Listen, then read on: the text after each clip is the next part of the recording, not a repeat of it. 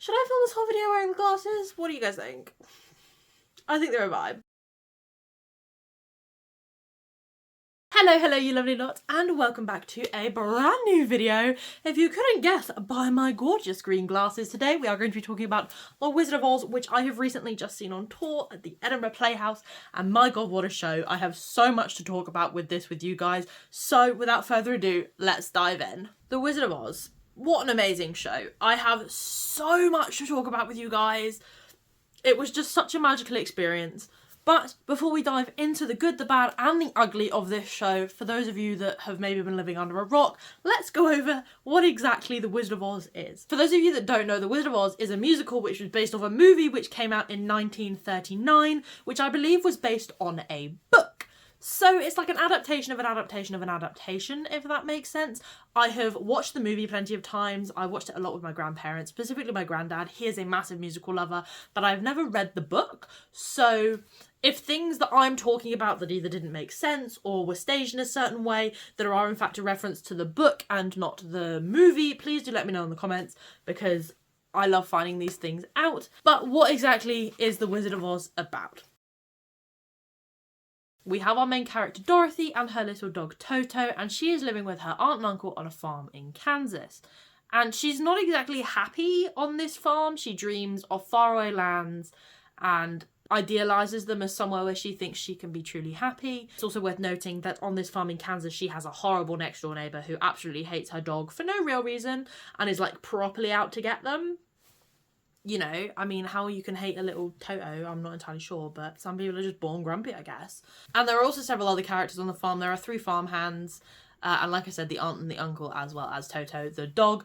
And Dorothy gets caught up in a tornado and ends up in the magical land of Oz, where she goes on an adventure, all with the purpose of getting home again. It's not as complicated as I think I have made it sound, but I am also kind of just assuming that most people are aware of the Wizard of Oz sort of just generally. I feel like it's quite well known at this point. But with that chaotic synopsis of The Wizard of Oz out of the way, let's dive in to my review. Now, I would like to start by saying that this musical isn't a recreation of the movie. It is like someone has taken the movie and like just dipped it in like glitter and neon and everything that's great and good and wonderful and colourful and bright, and like literally cranked the amps up to 11. I absolutely loved it, which is about to become evident as we dive in to the good. The first thing I have to mention, of course, is going to be the cast. The cast were absolutely phenomenal. Like, I cannot say that enough. Aviva Tully as Dorothy. Oh my god. The voice in that woman. Oh, wow. Okay, I will talk about her rendition of Somewhere Over the Rainbow in a bit, but just chills, okay? We of course can't forget the Scarecrow, the Tin Man, and the Cowardly Lion, who are Benjamin Yates, Marley Fenton, and Nick Greenshields respectively. They were an incredible little trio. I absolutely loved them. They really complemented Aviva on stage. There was clear chemistry there between all of them, which was really great to see. Of course, there was also the Vivian, who some of you may recognise from Drag Race UK, playing the Wicked Witch, who was phenomenal, as well as Gary Wilmot as the Wizard of Oz. Again, really good. He wasn't on stage as much as I thought he would be, given that it's Gary Wilmot, but I guess that's just the character of Oz. And then Emily Bull as Glinda was fantastic as well. So there are the names that you guys need to remember. They were phenomenal talents, and I think they really helped this show shine. But cast aside, the next thing I have to talk to you guys about in the good category is the costumes, because oh my goodness. I love that at the start of the show, everyone was wearing very much earthy tones, lots of greys and browns, because of course, if you'll remember, the movie started off with a massive sepia filter over it. I think, correct me if I'm wrong, Wizard of Oz was partly made to show off the whole, like, wonder of the new invention of, like, Technicolor filming and things, which was quite new at the time. Again, don't quote me on that. I just remember there being this big, like, Technicolor banner, but I'm also aware that is, like, a brand. Tangent aside. We start off very grayscale, very earth tone, very, like, muted with Kansas, and then the minute we get to Oz, it's like, boom, colour.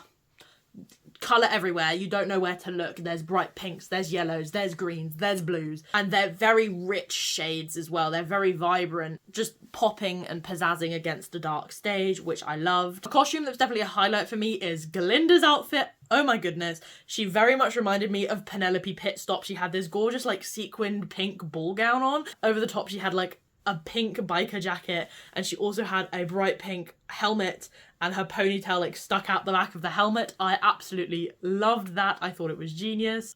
Oz's costume was great. He wore like a duochrome pink and green outfit, which I really liked. You don't see a lot of duochrome used, but under the stage lights that was shifting and shaping colour left, right and centre. It was lovely. All of the costumes felt very fresh and very inventive while still clinging to sort of like an almost vintage vibe. There were definitely influences from the 1950s and 40s, which I really liked. It felt retro and modern at the same time, which I really liked. Another way they achieved this was through like the different shapes and cuts of things. So it might be like a really modern colour, but it might be a 1950s cut dress, which I thought was really neat. And then, of course, the Vivien's costume as the Wicked Witch of the West was gorgeous. It was black until she, like, swished the skirt around, and then you get these flashes of bright purple, which really contrasted with the witch's red hair. Absolutely loved that. I thought they played with colour really well and contrast, and really sort of solidifying what each of the characters looked like and the different areas we were in. Like, all of the Munchkins were blue, which I really loved.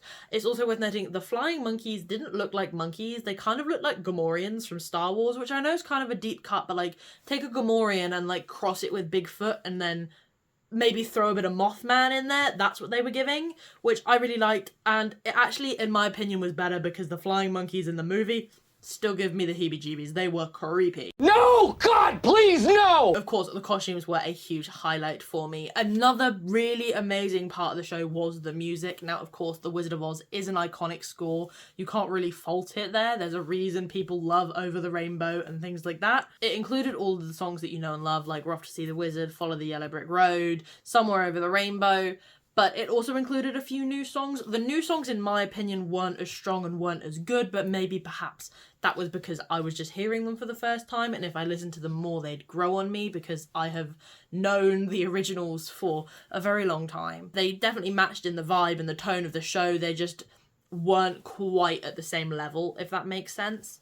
But they were, of course, still good, and I kind of hinted at this earlier, but my god, Aviva's rendition of Somewhere Over the Rainbow gave me chills. Of course, everyone knows Julie Garland's rendition. It's quite soft, it's quite light, and it's quite almost innocent in a way. Aviva took this song and gave it power. It wasn't airy-fairy, it was strong, it was sung with conviction, and it filled the Edinburgh Playhouse from wall to wall. It's my new favourite way for someone to sing the song. Like, it was, I guess it's always been an I Want song, but it was never, with Julie Garland's rendition, sung as an I Want song, whereas this was like, I want to be somewhere over the rainbow, and I'm gonna fucking get it. If it fucking kills me, I will be there. And I really appreciated that. So, Aviva, if you are watching this, thank you, because that rendition, chef's kiss, gorgeous. And I would also like to give a special shout out to the conductor, who was straight vibing in the orchestra pit. If you don't know, the Edinburgh Playhouse has an open orchestra pit like 99% of the time, and the conductor is often raised up a little bit so people in the stalls can see him, and he was jamming. He looked like he was mosh pitting at a rock concert, like immaculate. And I'm glad to see him having so much fun, because who wouldn't? Like, you get to perform Wizard of Oz every night, like, go off. I really enjoyed that. It was really fun to see. Moving on from the music, another good thing about this show was the set. It was like looking into a retro TV box. It had these colour shifting archways around the edges, which really helped set the mood. There were some really nice big prop pieces, a lot of set, which I really loved. You had the Yellow Brick Road, which firstly was a great colour of yellow. Like, I don't know what kind of yellow it was, but it, like, you know, proper yellow, I think is how I would describe it. Really rich, but it was movable. It almost acted like a character itself. You had the gas station where the Tin Man was. You had the house that fell on the Wicked Witch of the East. All of these things which are really great. Now, I will say that this set does utilize a lot of screens, and if you've watched my vlog on Shrek, you'll know I'm not a big fan of screens on stage, as I do feel like they're slightly lazy. However, in this instance, I really enjoyed them. One, because the projector was in focus, which I really appreciate, but two, because it wasn't used as the set itself, it was used to enhance the set that was there, whereas in Shrek, it was used as the set itself. So in The Wizard of Oz, it was used to add depth and add colour and just add a little bit of vibrancy and sometimes some moving features in the background of a scene, but you still had all of this set in front of it. Whereas in Shrek, it was just like, oh, we're in the swamp, and they projected some swamp imagery in the background, which to me is lazy. So Wizard of Oz, check, you did it really correctly. Shrek, not so much. But like I said, they added a lot of depth into the background of it. One time I really took note of this was when we were in Oz, and there were lots of posters and brands and signs that were all slight Ozified versions of what we have in the real world. So you had Ozbucks, Oz Rocks Cafe, you also had Phantom of Oz, West Oz Story, like there was a Hamilton one, but it was too far. I couldn't quite work out what that was, but it was clearly like, we've taken Oz and basically turned it into a green-coloured New York, which I really appreciated, because it really helped bring Oz away from just, like, a pile of emeralds into sort of the kind of mix-mash of eras that they were going for with this rendition. I will say, like, the whole thing, like, felt a little bit like an acid trip. There was colours everywhere, stuff was shifting, stuff was flying, things were flashing, like, it was a lot to take in visually, but I think that really worked, and I think that really helped to sell the kind of unhinged nature of the Land of Oz, just in general. So I appreciated that. I'd also like to take a moment to highlight the choreography. This had a surprisingly big ensemble, an ensemble size I wasn't expecting.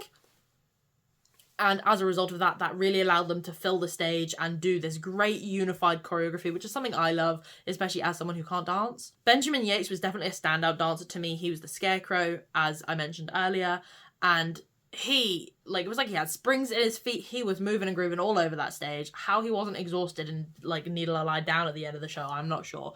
But just watching him, he was who my eyes were always drawn to on stage, which I really loved. I love when you can kind of see someone's passion for what they're doing come out through the way they move their body. But there you have it. Those are all of the highlights of the show that I've just run through for you. Of course, I could talk about all of them in more depth, but we don't have the time. So we are going to move on to the bad.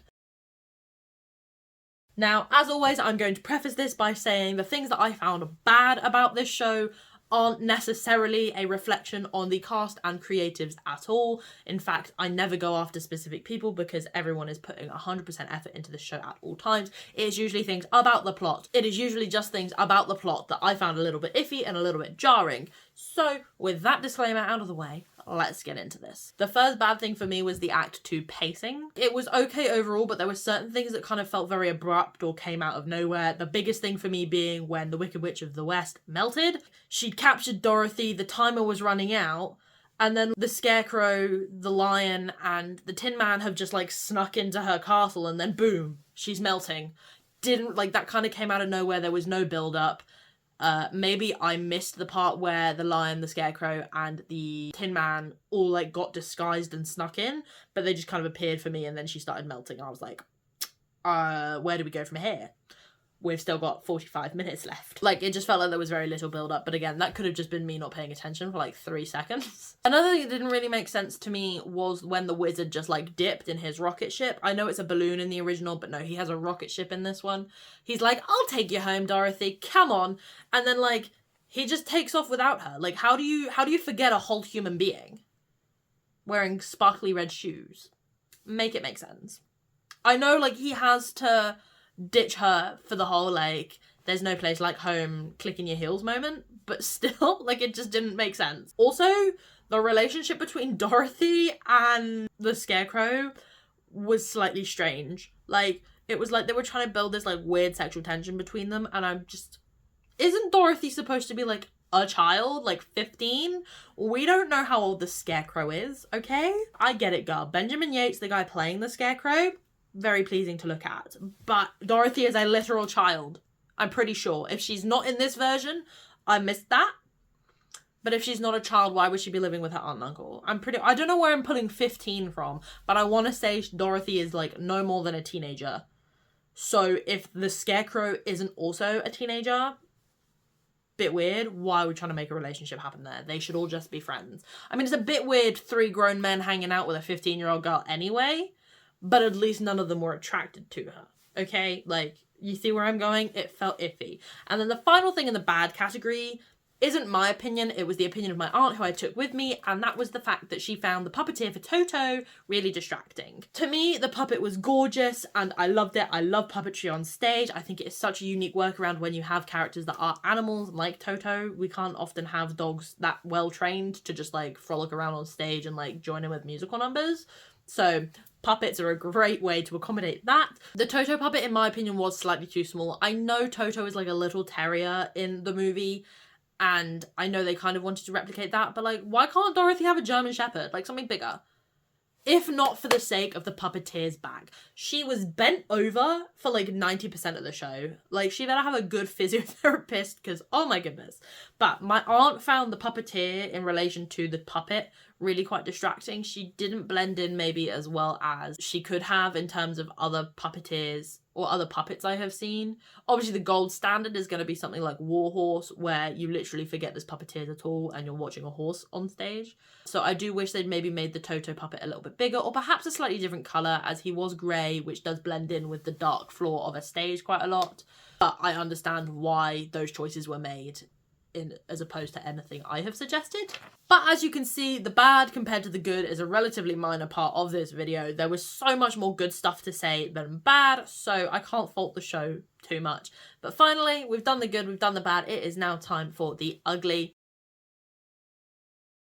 And the primary thing in this instance is going to be the volume. There were a lot of loud sound effects that, if you are someone who is noise sensitive, you might have found quite off-putting. There was lightning, there was bangs. The start of the show was like a jump scare. It just went, duh! And then everything started, which I know scared a lot of people in the theatre as we were having like a little chat away. I will say, speaking of the opening, it took like way too long, like maybe 30 seconds too long. It was like, come on guys, let's wrap this up, because it's kind of like a drone shot on the screens, like flying through Kansas and Oz, I think. But it kind of just felt like the start of a Disney ride, like a pre-show video, if I'm being perfectly honest. Like, I could have done without it. I would have been happy with just like someone running onto the stage and starting speaking. I will also like to say to the woman next to me who was clearly so bored by the show that she felt the need to scroll through her Instagram. No, I wasn't being a stuck-up snob when I asked you to put it away. I just wanted to watch the show and not see your glowing Instagram feed out the corner of my eye, but you did put it away when I asked the second time, so thank you, I guess. So with the good, the bad, and the ugly out of the way, what rating do I give this show? I am going to, for the first time ever since starting my YouTube channel, I think, actually that might be a lie, I think I gave Newsies a 5 out of 5. I think I gave Newsies the same score. I am going to give The Wizard of Oz UK Tour a 5 out of 5 star review. It was amazing. I would definitely run back and see it again. It was just such a joyous and fun evening. Like, you couldn't help leave the theatre feeling uplifted, and that's something I feel like we don't get a lot of in theatre nowadays. Everything's a bit dark, a bit depressing, or at least a little bit gloomy in some way. So thank you to Wizard of Oz for a truly pleasant night out at the theatre. Thank you to the Edinburgh Playhouse for inviting me along to go and see it. Now, if you enjoyed this review and you want more like it, check out some of the other videos on my channel. Make sure you are subscribed, as we have, oh my god guys, you are not prepared. I have 5, I don't know, I held up 4 fingers, said 5, and I meant to say 4. I have 4 shows booked. And there are some very exciting shows. We have Hadestown in London. Oh my goodness. We also have Bronco Billy at the Charing Cross Theatre. I then have Peter Pan Goes Wrong at the Edinburgh Playhouse. And then Hamilton at the Edinburgh Festival Theatre. So 4 very big shows, 4 very exciting shows. And I can't wait to bring you guys along with me. I'm hoping to bring the vlogs back. So stay tuned for those. Like I said, make sure you are subscribed so you don't miss another one. And as always, my lovelies, remember to stay stagey.